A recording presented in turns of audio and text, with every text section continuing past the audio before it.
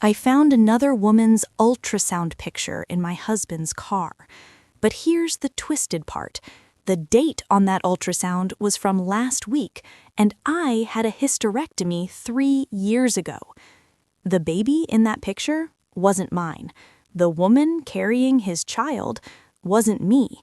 And the 12 years I spent building what I thought was a perfect marriage, all a carefully constructed lie. My name is Emma, and this is the story of how I discovered my husband's secret family and how my revenge didn't just destroy his life, it rebuilt mine in ways I never imagined possible. But before I tell you how I made him pay for every lie, every betrayal, every stolen moment of my life, you need to understand who I was before that ultrasound picture turned my world upside down. Because the woman I am now, she was born from the ashes of the woman I used to be.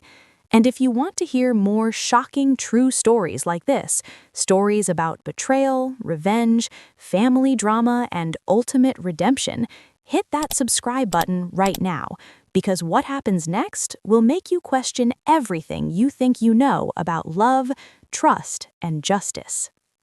12 years ago, I married Daniel Crawford at a beautiful vineyard in Napa Valley. The sun was setting, casting golden light across the rolling hills, and as I walked down that aisle, I genuinely believed I was the luckiest woman alive. Daniel was everything society told me to want: successful financial advisor, charming smile that could disarm anyone, the kind of man who remembered anniversaries, brought home flowers on random Tuesdays, and knew exactly what to say when I had a bad day at work. I was an architect, working at one of Chicago's most prestigious firms.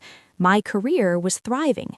We had a beautiful brownstone in Lincoln Park, took vacations to Europe every summer, and hosted dinner parties where our friends would look at us with barely concealed envy.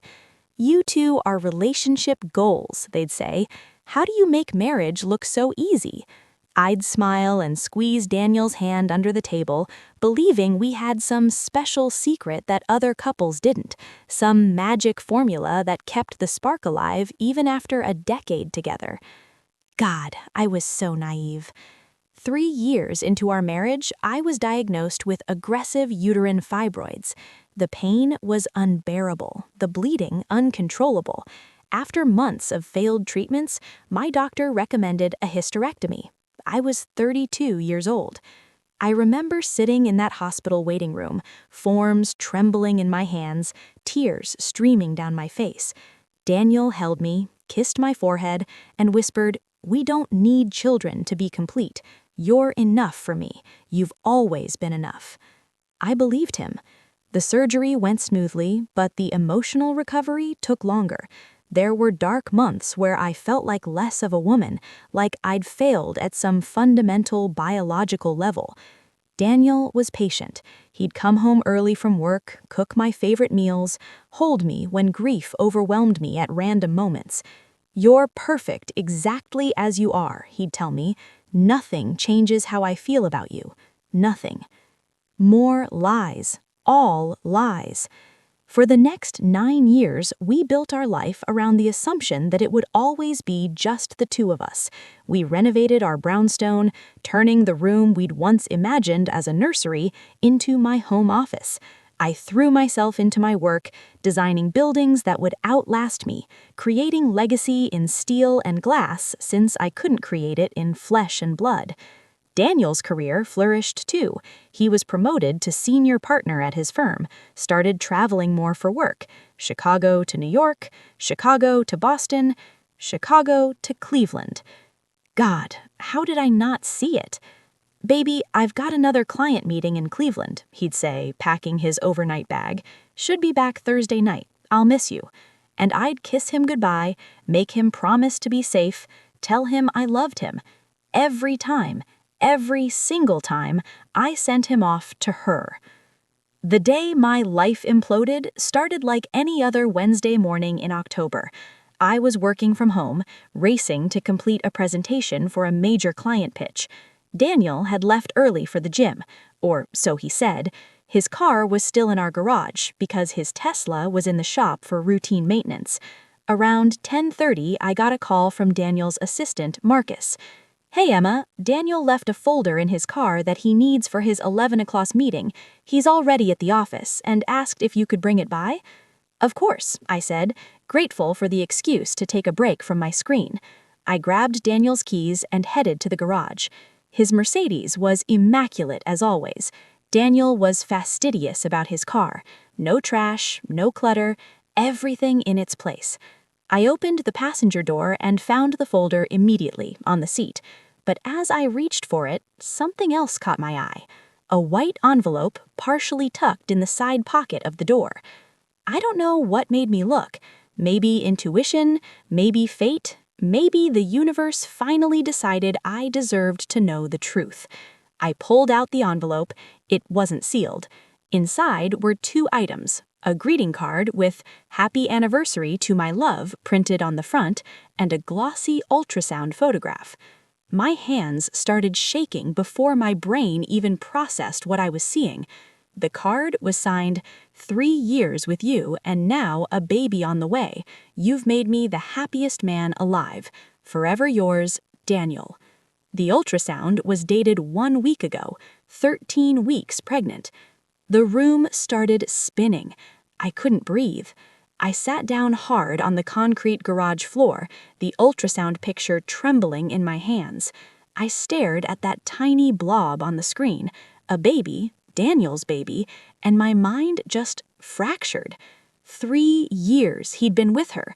3 years of "I love you" texts, 3 years of anniversary dinners at our favorite restaurant, 3 years of lying next to me in bed every night, holding me, making love to me, all while building an entire separate life with another woman. And a baby. He was having a baby with her. The thing he told me didn't matter, the thing he said wouldn't change us, the one thing my body couldn't give him, he'd gone and gotten from someone else. I don't know how long I sat there on that cold garage floor. Could have been minutes, could have been hours. Time lost all meaning. Eventually, I stood up. My legs felt disconnected from my body, like I was piloting myself remotely. I walked back inside, set the folder on the kitchen counter, and very carefully photographed both the card and the ultrasound with my phone. Then I put them back exactly as I'd found them and drove to Daniel's office. I don't remember the drive.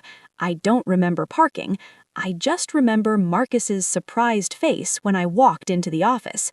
"Hey, Emma, I wasn't expecting you to come all the way downtown. Daniel could have..." I walked past Marcus without answering, through the bullpen of cubicles, past the conference rooms with their glass walls, straight to Daniel's corner office. He was on the phone, feet up on his desk, laughing at something. He looked so normal, so him, the man I'd loved for 12 years, the man I didn't know at all. He saw me through the glass and smiled, that warm, genuine smile that had made me fall in love with him in the first place. He held up one finger. "Just a minute." I held up the envelope. The smile died on his face. The color drained from his skin. He said something into the phone I couldn't hear through the glass, and hung up. For a long moment, we just stared at each other through that office window, and I watched him realize that everything was over. Then I turned around and walked out. Daniel caught up with me in the parking garage. I was sitting in my car, hands gripping the steering wheel so tight my knuckles were white. He knocked on the window. Emma, please, let me explain." I laughed. Actually laughed, because what possible explanation could there be? I rolled down the window. "Explain what, Daniel? Explain the ultrasound? Explain the anniversary card? Explain which anniversary exactly, because it sure as hell isn't ours. That's in March." He looked like he might vomit. "Good. Get in the car," I said. "Emma, get in the car." He walked around and slid into the passenger seat, the same seat where I'd found the evidence of his betrayal just an hour ago. For a minute, neither of us spoke. The silence was suffocating. Finally, Daniel said, "Her name is Rachel." And there it was, a name. She wasn't just some abstract other woman anymore. She was Rachel. How long? I asked. 3 years. I'd already known, but hearing him say it out loud was like being stabbed fresh. How did it start? He ran his hands through his hair, a gesture I'd always found endearing. Now it just made me want to smash his head against the dashboard. I met her at a conference in Cleveland. We started talking, and I don't want the sanitized version, I interrupted. How did it start? Did you pursue her? Did she pursue you? When did you first sleep with her? He flinched. Does it matter? It matters to me. He took a shaky breath. She was a keynote speaker, investment banking. We had drinks after her presentation. I told her I was married. She said she didn't care. We went back to her hotel room that night. So it was that simple, that casual. 12 years of marriage, and all it took was one conference and one woman who didn't care. And you just kept seeing her for 3 years? I tried to end it, he said, and he actually had the audacity to sound pained. Multiple times, but I couldn't. Emma, I love you, but with her, it's... Don't you dare, I whispered. Don't you dare try to explain this to me like it's something I should understand. He continued. I never meant for it to go this far. The pregnancy wasn't planned. Rachel wants to keep the baby, and You what? You're going to play house with her in Cleveland while keeping your wife in Chicago? I don't know, he shouted, and for the first time I saw real fear in his eyes. I don't know what I'm going to do. I never wanted to hurt you, Emma. You have to believe that. Never wanted to hurt me? I repeated slowly. Daniel, you've been living a double life for 3 years. You've been sleeping in her bed and then coming home to mine. You've been building a family with her while telling me we didn't need children. Every kiss, every I love you, every moment of intimacy we've shared for 3 years has been contaminated by your lies. Tears were streaming down my face now. After my hysterectomy, when I was at my lowest, when I felt broken and inadequate, you held me and told me I was enough, but I wasn't, was I? I never was. That's not true, he said desperately. You are enough. This wasn't about... Then what was it about, Daniel? Tell me, make me understand why the man who vowed to forsake all others decided that one woman wasn't enough. Make me understand why you destroyed our marriage for someone you've known for 3 years. He couldn't. He sat there, mouth opening and closing, searching for words that didn't exist. Does she know about me? I asked. Silence. Daniel, does Rachel know you have a wife? She knows I'm married, he said quietly. Does she know I can't have children? Does she know that you're giving her something you promised me didn't matter? More silence. And suddenly I understood. This wasn't just an affair. This wasn't just sex or excitement or whatever bullshit justification he'd invented. This was replacement. He'd found a woman who could give him everything I couldn't, and he'd built a secret life with her while keeping me as his comfortable, familiar backup plan. Get out of my car, I said. Emma, get out of my car, I screamed. He got out. Stood there in the parking garage, looking lost and pathetic. I rolled up the window and drove away, leaving him there with his lies and his choices. I didn't go home. I drove to a coffee shop across town and sat in the back corner, staring at my phone. Daniel caught up with me in the parking garage. I was sitting in my car, hands gripping the steering wheel so tight my knuckles were white. He knocked on the window. Emma, please, let me explain. I laughed. Actually laughed, because what possible explanation could there be? I rolled down the window. Explain what, Daniel? Explain the ultrasound? Explain the anniversary card? Explain which anniversary exactly, because it sure as hell isn't ours. That's in March. He looked like he might vomit. Good. Get in the car, I said. Emma, get in the car. He walked around and slid into the passenger seat, the same seat where I'd found the evidence of his betrayal just an hour ago. For a minute, neither of us spoke. The silence was suffocating. Finally, Daniel said, "Her name is Rachel." And there it was, a name. She wasn't just some abstract other woman anymore. She was Rachel. "How long?" I asked. 3 years. I'd already known, but hearing him say it out loud was like being stabbed fresh. How did it start? He ran his hands through his hair, a gesture I'd always found endearing. Now it just made me want to smash his head against the dashboard. I met her at a conference in Cleveland. We started talking, and "I don't want the sanitized version," I interrupted. "How did it start? Did you pursue her? Did she pursue you? When did you first sleep with her?" He flinched. "Does it matter?" "It matters to me." He took a shaky breath. "She was a keynote speaker, investment banking. We had drinks after her presentation.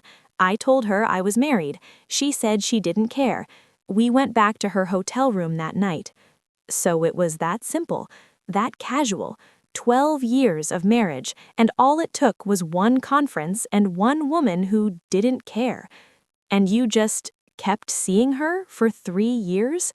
"I tried to end it," he said, and he actually had the audacity to sound pained. "Multiple times, but I couldn't.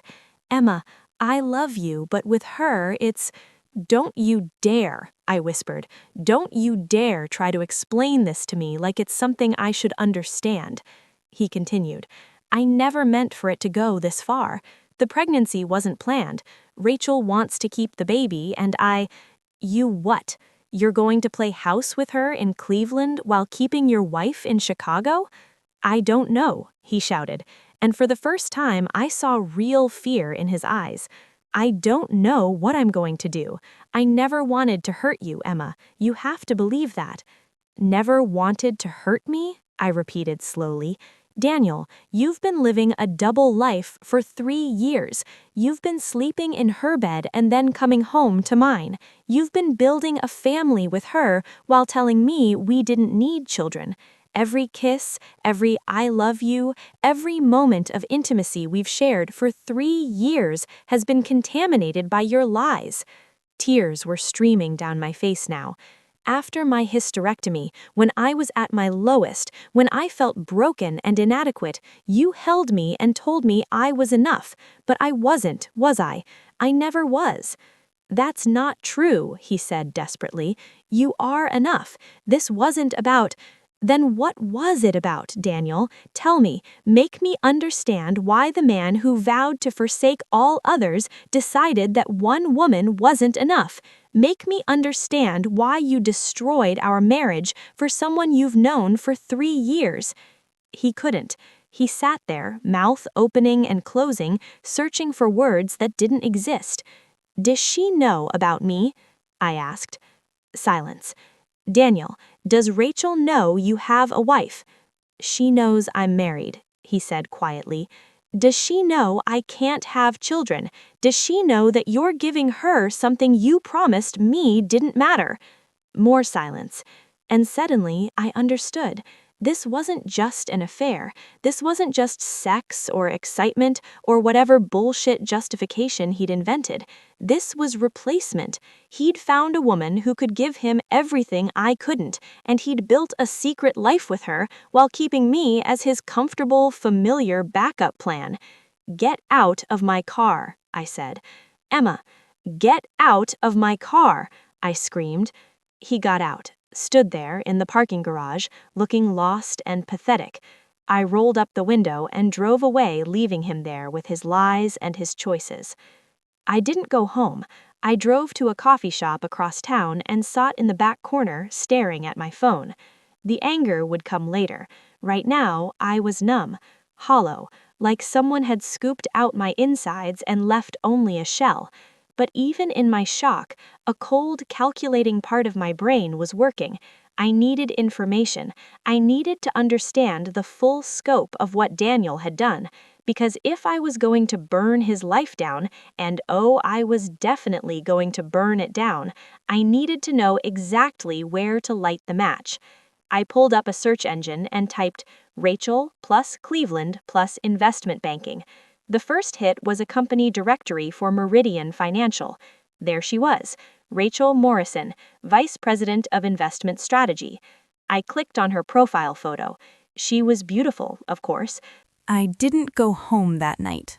I checked into a hotel under my maiden name and spread all my evidence across the king-sized bed like a general planning a military campaign.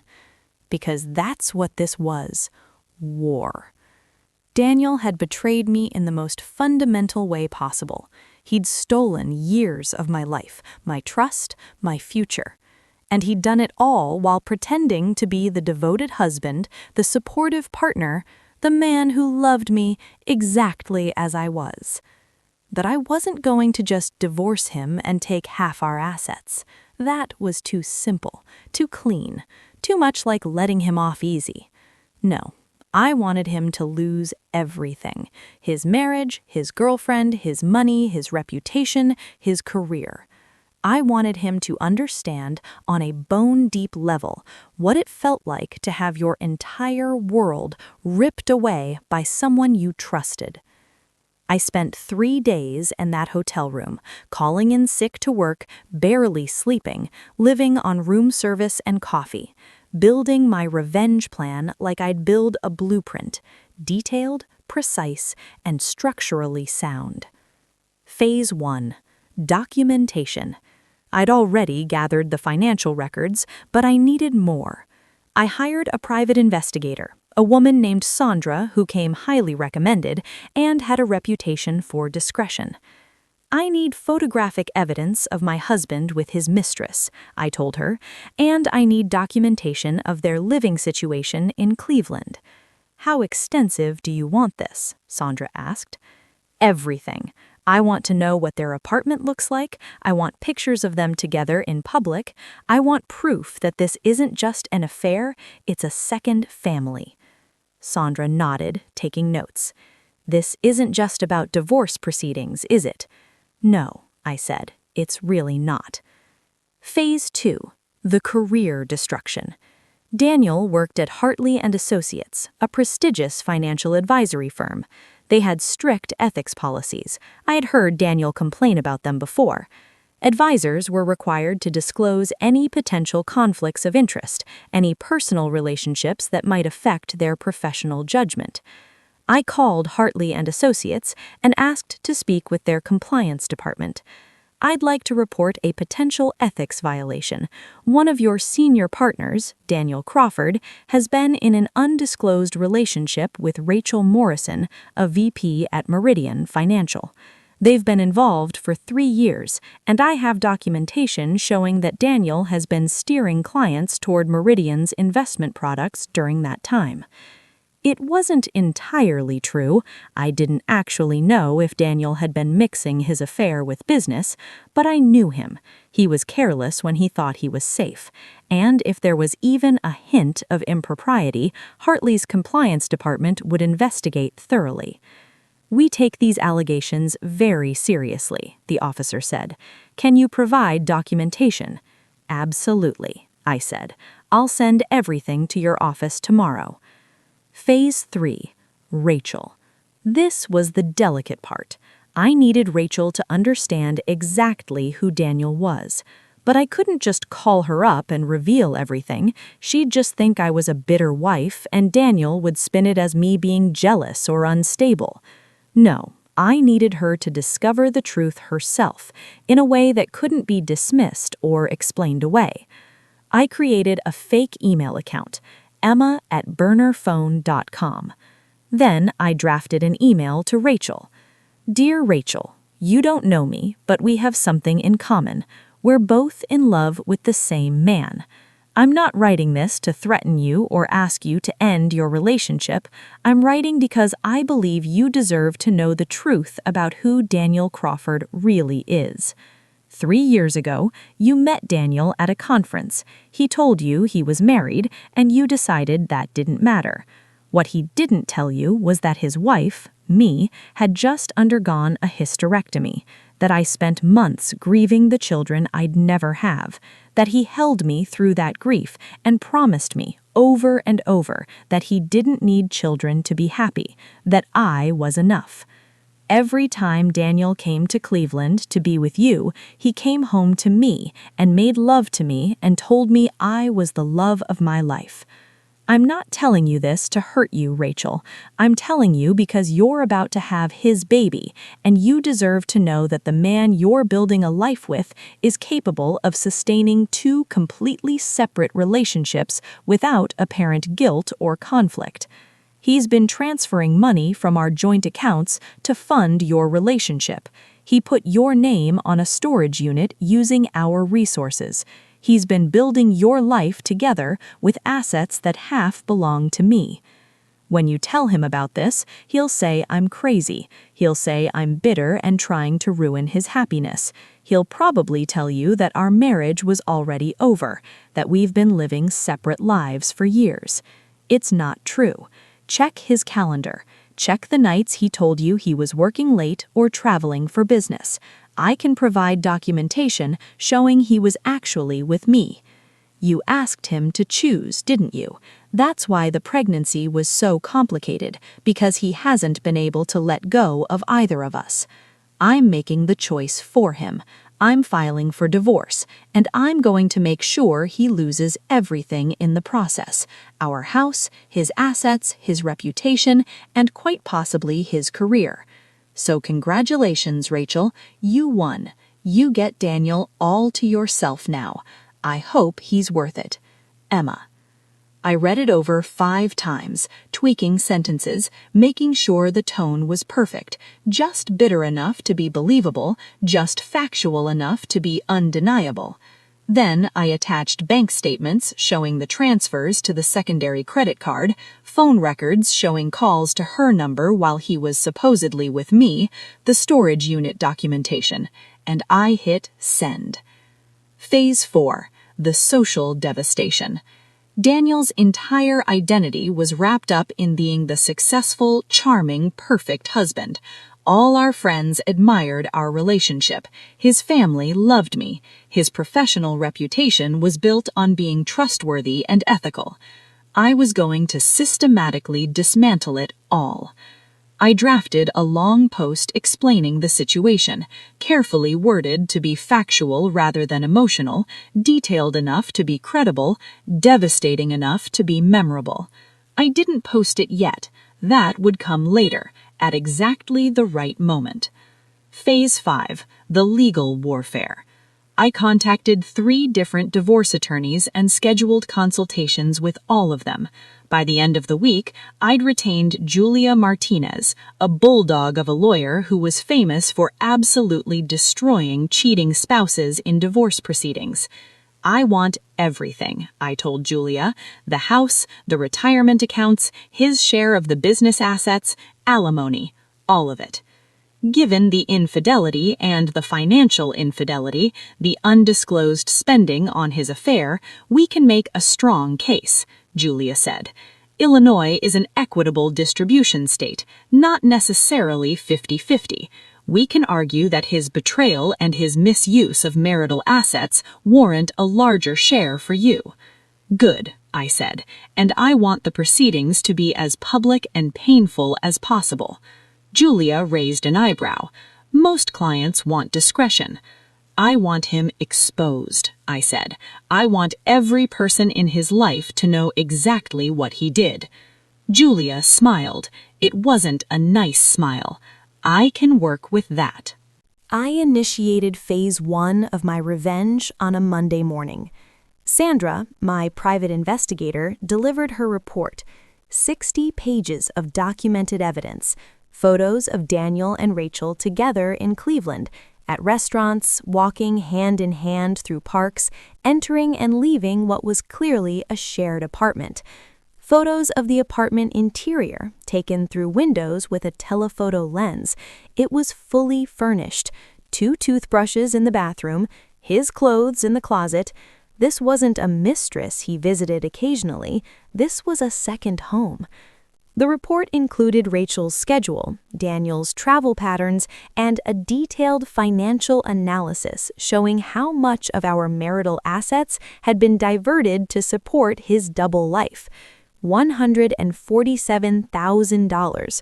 Over 3 years, he'd taken nearly $150,000 from our accounts and spent it on her. I sent the full report to Julia, my attorney. Then I sent relevant portions to the compliance department at Hartley & Associates. Phase 2 began immediately. Julia filed for divorce, and she didn't file quietly. She included detailed allegations of adultery, financial infidelity, and intentional infliction of emotional distress. Everything would be part of the public record. Daniel's attorney contacted me within 24 hours. "Mrs. Crawford, my client would like to discuss a settlement before this proceeds further." "I'm sure he would," I said. "Tell Mr. Crawford that I'll see him in court." Phase 3 unfolded exactly as I'd hoped. Rachel received my email on a Tuesday afternoon. I know because Sandra was watching Daniel's apartment in Cleveland that day, and she told me Rachel had arrived home early from work, visibly upset. Daniel showed up at the Cleveland apartment 3 hours later. Sandra captured it all. Rachel confronting him in the doorway, the argument that spilled into the parking lot, Rachel crying while Daniel tried to explain. The confrontation lasted 2 hours. When Daniel finally left, Rachel didn't go with him. He drove straight back to Chicago, 2-hour brownstone. I wasn't there. I'd moved into a corporate apartment while the divorce proceedings began, but I'd installed security cameras before I left, ostensibly for home protection during the separation. Really, I wanted to see his face when he realized I was gone. He looked destroyed, wandering through our house like a ghost, picking up photos of us, sitting on the couch with his head in his hands. Good. By Wednesday, Phase 4 began without me even having to do anything. Rachel had posted a long, angry screed on social media about lying men who live double lives. She didn't name Daniel directly, but she provided enough details that anyone who knew them both could connect the dots. Her friends commented, then her friends' friends. The post went semi-viral in financial industry circles. By Thursday, Daniel's colleagues knew. By Friday, his clients were asking questions. I waited until the following Monday to deploy my social media post. By then, the rumors were already swirling. My post was the confirmation everyone had been waiting for. After 12 years of marriage, I discovered my husband was living a double life. For 3 years, he maintained a secret relationship and is now expecting a child with another woman. He spent $147,000 of our marital assets supporting this relationship without my knowledge. He lied to both of us, building 2 separate lives while betraying everyone who trusted him. I'm sharing this not out of bitterness, but because I believe in transparency and accountability. The man I thought I knew doesn't exist, and if you're someone who has trusted him, personally or professionally, you deserve to know the truth about his character. To anyone going through something similar, you are not alone, you are not crazy, and you deserve so much better than someone who would treat your trust so casually. I'm moving forward with my life, and I've never been more certain that I'm exactly where I need to be. I tagged Daniel in the post. I tagged several of his colleagues. I made sure it would show up in the feeds of everyone we knew. The response was immediate and overwhelming. Comments flooded in, support for me, condemnation for Daniel. People shared the post. Our mutual friends chose sides, and almost all of them chose mine. His mother called me crying. "Emma, I'm so sorry. I had no idea. I always loved you like a daughter. What he did is unforgivable."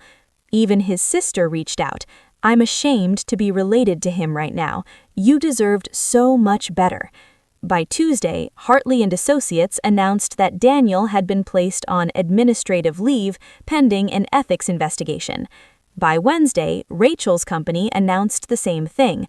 They were investigating whether there had been any conflicts of interest or preferential treatment in their business dealings. Daniel tried to call me dozens of times. I never answered. He sent texts. "Emma, please, I'm losing everything. We need to talk. This is getting out of control. You're destroying my entire life." I finally responded once. "You destroyed mine first. I'm just making sure everyone knows about it." The investigations at both Hartley and Associates and Meridian Financial concluded within a month. Daniel had indeed been steering clients toward Meridian's investment products, not aggressively and not in ways that were explicitly harmful to his clients, but enough that it constituted a conflict of interest that should have been disclosed. Combined with his failure to report the relationship as required by company policy, it was grounds for termination. Hartley and Associates fired him. They also filed a complaint with the Financial Industry Regulatory Authority, which meant Daniel's professional licenses were under review. Rachel didn't fare much better. While she hadn't been directly involved in the preferential treatment of Daniel's clients, she failed to disclose the relationship to her superiors, which violated Meridian's ethics policies. She was demoted and transferred to a less visible position. The Cleveland apartment? Rachel kept it. She posted photos of her boxing up Daniel's belongings and setting them in the hallway. She'd meant it as cathartic documentation of moving on, but it just made the whole situation more public. She gave birth to a baby girl 4 months after everything imploded. I know because it showed up in my Google alerts. Yes, I set up Google alerts for both of them. I'm petty like that. Daniel tried to be part of the baby's life. Rachel let him, but on her terms. Supervised visits, child support, no romantic relationship. He'd lost both of us. The divorce proceedings took 8 months and were every bit as brutal as I'd hoped. Julia was merciless. Every financial deception was documented and presented to the judge. Every lie was exposed. In the end, I got the brownstone. I got 70% of our liquid assets. I got alimony for 5 years. Daniel's retirement accounts were split, but I got a larger share due to his financial misconduct. He moved into a studio apartment on the outskirts of Chicago. He found work at a smaller financial firm, a huge step down from Hartley and Associates, but at least he was employed. I saw him once, about 6 months after the divorce was finalized. We'd met to sign final paperwork transferring the title of his car into my name, another asset I'd gotten in the settlement. He looked like hell, tired, older, defeated. "Are you happy now?" he asked me, "now that you've taken everything?" I looked at him for a long moment. This man I'd loved for 12 years. This stranger who'd shared my bed and my life while building another one behind my back. "I'm not happy," I said honestly, "but I'm at peace. Daniel, you made choices. You chose to betray me. You chose to build a life with someone else while keeping me as your safety net. You chose to spend years lying to my face. These are the consequences of those choices." "I never meant to hurt you," he said quietly, and I actually laughed. "You said that before, and I think you actually believe it, but Daniel, meaning not to hurt someone while actively betraying them every single day, that's not nobility, that's cowardice. You wanted everything, the stable marriage, the exciting affair, the child, the perfect reputation. You wanted it all without having to sacrifice anything or face any consequences. Well, now you know. Actions have consequences, and sometimes the person you've wronged fights back." "I loved you," he said quietly. "I still do." "No," I corrected. "You loved the idea of me. You loved having me as your backup plan, but you didn't love me enough to be faithful. You didn't love me enough to be honest, and you certainly didn't love me enough to think about how much your lies would destroy me when I found out." I stood up. "Goodbye, Daniel. I genuinely hope you become a better person than you were. If not for yourself, then for your daughter. She deserves better than a father who treats the women in his life as disposable. I walked out and didn't look back. The first year after the divorce was the hardest. Not because I missed Daniel. Honestly, I didn't. The man I'd mourned was someone who'd never really existed. The real Daniel was a stranger, and I felt nothing for him except a distant contempt. But I missed the life I'd built. I missed the certainty. I missed believing I was safe and loved and valued. I threw myself into therapy. Dr. Sarah Chen was a no-nonsense therapist who didn't let me wallow, but also didn't push me to move on before I was ready. "You're grieving," she told me, "not just the marriage, but your sense of self. You thought you were a woman whose husband loved her completely. Now you're learning to be a woman who is complete without needing that validation from anyone else." It was hard work, excavating all the ways I'd made myself smaller to fit into Daniel's life, all the dreams I'd deferred, all the parts of myself I'd neglected. But slowly, I started to rebuild. I took the promotion at work I'd been putting off because it would require more travel, and Daniel had always said he needed me around more. I became the lead architect on a major downtown development project, something I dreamed about for years. I reconnected with friends I'd lost touch with because Daniel had found them boring or too intense. I started painting again, something I'd loved in college but had abandoned because I didn't have time. Turns out I'd had plenty of time. I just hadn't been making space for my own passions. I dated a little, nothing serious. I wasn't ready for serious, but it was nice to remember what it felt like to be wanted by someone who was actually available, who wasn't living a double life, who saw me as enough exactly as I was. My career flourished. The development project I led won an architectural design award. I was featured in industry publications. I became known not as Daniel Crawford's wife, but as Emma Chen, award-winning architect. I renovated the brownstone, tore out every room that Daniel had touched, and redesigned it to be exactly what I wanted. My home office became stunning, floor-to-ceiling windows, custom built-ins, a space that inspired creativity rather than just being the room that wasn't a nursery. I started a scholarship fund for women in architecture from non-traditional backgrounds. I mentored young designers. I used my pain as fuel to help other women build the careers and lives they wanted. And slowly, I started to heal. 2 years after the divorce, I got a call from Julia, my attorney. "Emma, I have some news you might find interesting," she said. "I was just at a professional conference and I ran into Rachel Morrison." My stomach tightened. "Okay." "She asked me to pass along a message. She said to tell you thank you." "Thank you," I repeated, confused, "for destroying her relationship and her career?" "She said you saved her from wasting more years on a man who was never going to be honest with her. She's engaged now to someone else. She said she wished she'd known the truth sooner." I sat with that for a moment. Rachel thanking me for exposing Daniel's lies. "There's more," Julia continued. "Rachel reached out to Daniel a few months ago, asked if they could try again, said he'd changed, that he'd learned his lesson, that he was ready to be the man she deserved." "Let me guess," I said. "She turned him down?" "Not only that, she told him that the best thing he ever did for her was lie so blatantly that he got caught, because it taught her exactly who he was before she wasted even more time believing his promises." I laughed. I couldn't help it. "Good for her." "She also wanted me to tell you that she's been in therapy, working through her own issues about being the other woman. She said she's sorry, not for being with Daniel, she knows that's not on her to apologize for, but for knowing he was married and choosing not to care. She said she was in a bad place and made choices she's not proud of. Tell her I appreciate that, and that I genuinely hope she's happy now." After I hung up, I sat thinking about Rachel, about how both of us had been victims of Daniel's inability to be honest, to choose, to be a decent human being. I'd spent so much energy hating her, imagining her as the villain who'd stolen my husband.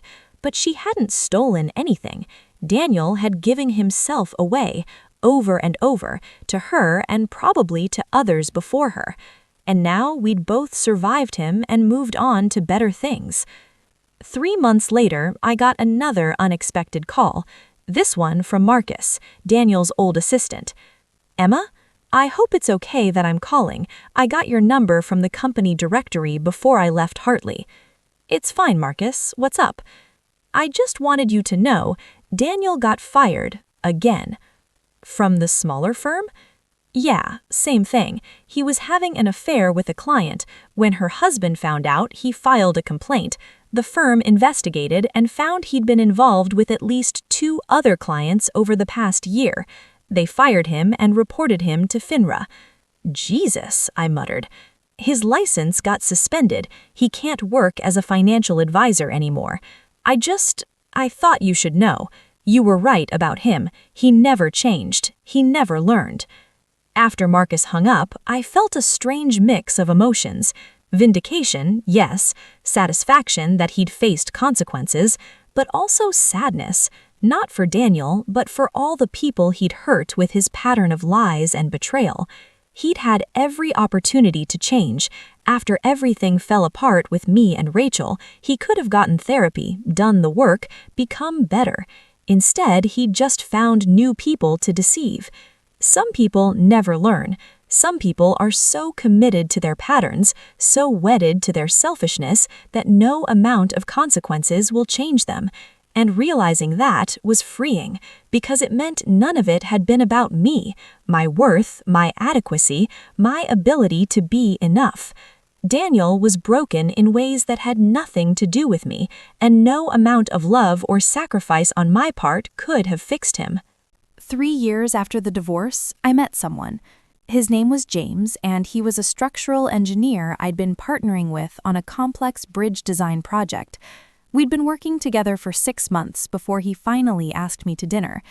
"Just dinner," he said. "No pressure. I just enjoy talking to you and thought it might be nice to do it somewhere that doesn't smell like concrete and coffee." I said yes. Dinner turned into a second date, then a third, then a relationship that unfolded slowly, carefully, with both of us being honest about our baggage and our boundaries. James had been divorced too. His ex-wife had left him for her boss. He understood betrayal. He understood the work it took to trust again. "I'm not going to promise I'll never hurt you," he told me on our 10th date. "I'm human, and humans make mistakes, but I can promise I'll never lie to you, and if I screw up, I'll own it." That honesty was everything. 6 months in, I told him about Daniel. All of it, the affair, the secret family, the revenge I'd orchestrated. I expected judgment. Instead, he just held my hand and said, "He had no idea how lucky he was, and he paid the price for not valuing you. I'm not going to make that mistake." A year after we started dating, James moved into the brownstone that was now completely mine, redesigned to reflect who I was, not who I'd been trying to be for Daniel. We got engaged quietly. No big production, just a weekend trip to the coast, a beautiful ring, and a man who looked at me like I was the only person in the world he wanted to build a life with. We got married at a small ceremony in our favorite park. 50 people who actually mattered to us. No pretense, no performance, just joy. And you know what? I was happy. Actually, genuinely happy in a way I'd never been with Daniel, because this relationship was built on truth, on 2 whole people choosing each other, rather than one person trying to mold themselves into what the other person wanted. I ran into Daniel one last time, about 4 years after our divorce. I was at a coffee shop near my office, reviewing blueprints for a new project. James was meeting me there after his own meeting across town. Daniel walked in, and for a moment we just stared at each other. He looked ordinary, not the villain of my story anymore, not the man who'd destroyed my life, just a regular guy in an off-the-rack suit, ordering a black coffee, looking tired. He saw me and hesitated, then he walked over. "Emma, hi." "Daniel." "You look good," he said. "Really good. Happy." "I am," I said simply. "I heard you got remarried. Congratulations." "Thank you." An awkward pause. "I know I don't have any right to ask this," Daniel said, "but are you doing okay? I mean, after everything?" I looked at him carefully. He wasn't asking out of concern. He was asking for absolution. He wanted me to tell him that I'd moved on, that I'd forgiven him, that his betrayal hadn't really damaged me. But I didn't owe him that. "I'm better than okay. I'm thriving. I have a career I'm proud of, a marriage built on honesty and respect, and a life that's entirely my own. What you did to me was devastating, Daniel. It took years of therapy and hard work to rebuild myself after you shattered my trust and my sense of self-worth." He flinched. "But," I continued, "I'm grateful for it now, because it forced me to become someone stronger than the woman who would have stayed with you and settled for less than she deserved. You breaking me was the best thing that ever happened to me, because I rebuilt myself better." "I'm sorry," he said quietly, "for everything. I was a coward. I was selfish. I hurt you in ways that are unforgivable." "You're right, it is unforgivable, and I don't forgive you. But I don't carry anger toward you anymore either. You're just someone I used to know, someone who taught me hard lessons about trusting actions over words, about valuing myself, about refusing to settle." James walked in then, saw me talking to Daniel, and gave me a questioning look. I smiled at him, and he relaxed. "That's my husband," I told Daniel, "and I need to go. Take care of yourself." I stood up, gathered my things, and walked over to James. He kissed me hello, wrapped an arm around my waist, and we left together. I didn't look back, because that's the thing about closure. It doesn't come from the person who hurt you acknowledging what they did, or apologizing, or changing. Closure comes from you deciding that their chapter in your story is finished. Daniel was finished. His betrayal was finished. The woman who loved him and trusted him and believed his lies, she was finished too. And the woman I'd become in the aftermath, she was just getting started. If you're listening to this story because you're going through something similar, I want you to know a few things. First, it's not your fault. When someone lies to you, when someone betrays you, when someone lives a double life, that's on them, not on you. You could have been perfect in every way, and they still would have made the choices they made because those choices were about their character, not your worth. Second, revenge isn't always the answer. What I did to Daniel was calculated and brutal, and I'm not going to pretend I regret it because I don't. But revenge was just one part of my healing. The real work came later, in therapy, in rebuilding my life, in learning to trust again. Third, you will survive this. I know it doesn't feel like it right now. I know it feels like your world is ending, but you're stronger than you know, and on the other side of this pain is a version of you that's more authentic, more powerful, and more capable of real love than you've ever been. Third, choose yourself, not in a selfish way, but in a self-preservation way. Choose your healing, choose your growth, choose your truth. Don't stay in relationships or situations that diminish you just because leaving is hard. And finally, you deserve so much better than someone who treats your heart like it's disposable. You deserve honesty. You deserve loyalty. You deserve someone who sees you as irreplaceable. Don't settle for less. My name is Emma Chen. I'm an award-winning architect, a wife to an incredible man, a mentor to young women in my field, and a survivor of betrayal who came out stronger on the other side. Daniel Crawford was a chapter in my life, but he wasn't the whole story, and neither is whatever you're going through right now. Keep going. You've got this. If you enjoyed this story and want to hear more tales of betrayal, revenge, family drama, and ultimate redemption, make sure you hit that subscribe button and turn on notifications.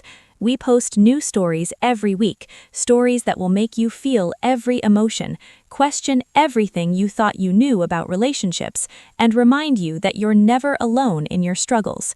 Drop a comment below telling me, What would you have done in Emma's situation? And if you've ever experienced betrayal, how did you heal? I read every single comment. Like this video if you believe karma is real. Share it with someone who needs to hear Emma's story today. Thank you for listening to my story. And remember, you are enough. You always have been. The right person will see that. Until next time.